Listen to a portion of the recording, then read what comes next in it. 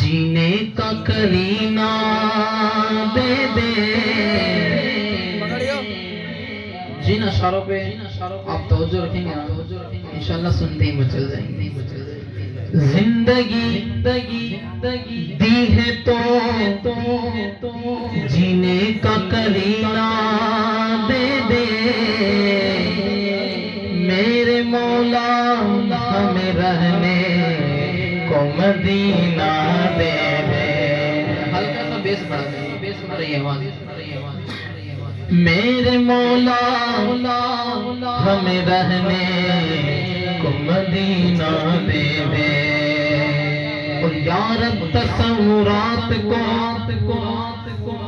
اتنی رسائی دے کہ آنکھیں کروں جو بند مدینہ دکھائی دے. لگتا ہے آپ لوگ جم گئے ہیں.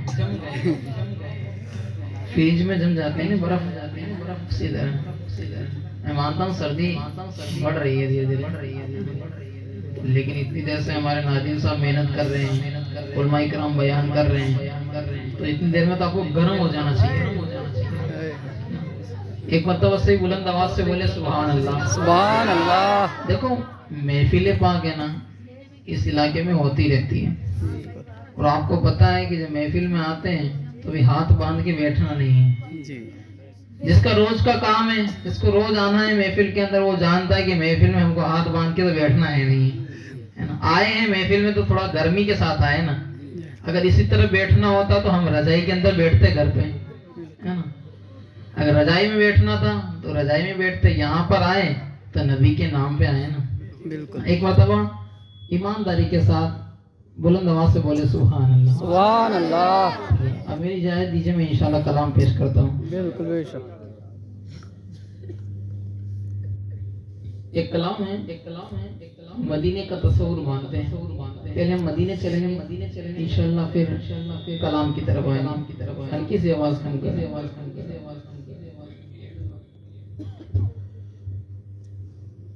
اس لیے تو جاتے ہیں امتی مدینے میں.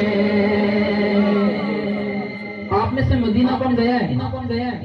کون گیا ہے مدینہ؟ کوئی گیا ہے مدینہ؟ علماء کرام میں سے مدینہ جائیں گے نا. کیوں جائیں گے؟ زیارت کے لیے حضرت نے کہا. ان کا جواب میں دے دیتا ہوں, بولے سبحان اللہ. سوال بھی میں کر رہا ہوں, کس لیے جاتے ہیں؟ اب حضرت نے جواب دیا, اس لیے تو جاتے ہیں امتی مدینے میں. اس لیے تو جاتے ہیں امتی مدینے میں. اس لیے تو جاتے ہیں امتی مدینے میں. کس لیے؟ ارے مصطفیٰ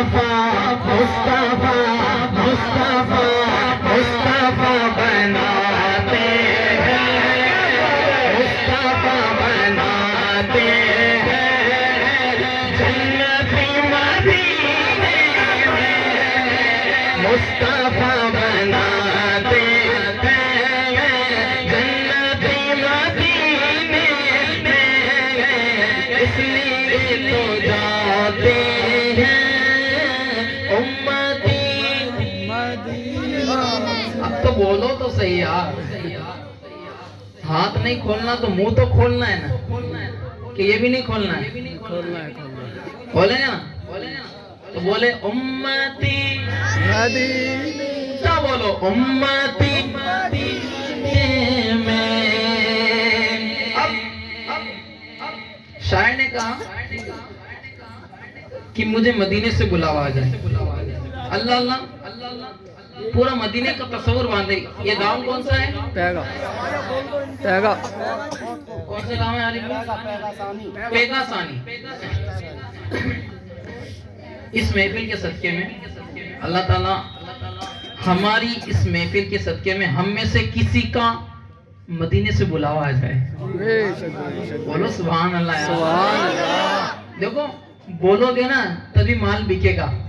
بالکل. بچہ روتا ہے نا تبھی ماں دودھ پلاتی ہے نا. اگر آپ تھوڑا بولیں گے نا تبھی تو بلاوا آئے گا. اب اللہ کرے ہم میں سے محفل میں سے علماء کرام میں سے اسٹیج والوں میں سے کسی کا نام آ جائے. سوچیں ہر آدمی سوچے کہ میرا نام آ گیا, مدینے سے بلاوا آیا. اور مدینے سے بلاوا آیا تو لوگوں نے یہاں کیا محفل سجائی. اگلے دن بینڈ باجے لے کے آئے, نعت پڑھتے ہوئے گھر سے روانہ کیا, مالا والا پہنائی اور ہمیں کار میں یا بس میں بٹھا دیا. ٹھیک ہے.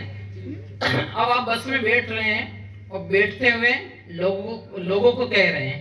کیا کہہ رہے ہیں؟ گھر والوں کو بس میں بیٹھے ہیں, بیٹھنے لگے اور کہہ رہے ہیں اس لیے تو جاتے ہیں امتی مدینے میں. اب سنیں اپنے گھر کی چوکھٹ کو پھر نہ مڑ کے دیکھوں گا. اپنے گھر کی چوکھٹ کو پھر نہ مڑ کے دیکھوں گا. اپنے گھر کی چوکھٹ کو پھر نہ مڑ کے دیکھوں گا. اے مصطفیٰ مصطفیٰ مصطفیٰ عطا کر دے, مصطفیٰ عطا کر دے. جھوپڑی مدینے میں مصطفیٰ عطا کر دے, جھوپڑی مدینے میں اس لیے تو جاتے ہیں امتی. دیکھیں تھوڑا بولیں گے نا. ماشاءاللہ کیا بات ہے, بولے سبحان اللہ. سبحان اللہ. ارے کون ہے یہ دیوانہ, کس کا ہے یہ دیوانہ. یہ شعر سناؤں گا آپ کو, لیکن اس سے پہلے ایک شعر سنیں. شاعر نے کہا مجھے مدینے سے چلو بلاوا نہیں آیا اور لوگوں نے مجھے یہی دفن کر دیا. انتقال میرا یہی ہو گیا اور یہی مجھے دفن کر دیا قبر کے اندر. اور جیسے میرا انتقال ہوا, غسل ہوا, لوگوں نے کفنایا اور قبرستان کی طرف لے جانے لگے.